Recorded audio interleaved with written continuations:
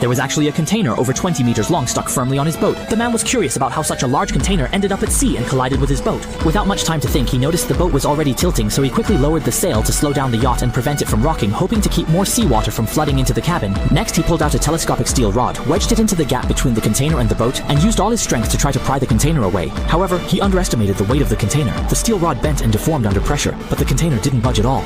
Seeing this wasn't working, the man had to think of another way. Then he noticed a small hole in the container's corner and got an idea. He quickly went into the cabin, grabbed a heavy sandbag from the cabinet, and carefully jumped onto the container. He threaded the sandbag's rope through the hole and tied it to the container. Once sure it was secure, he picked up the sandbag and tossed it into the sea.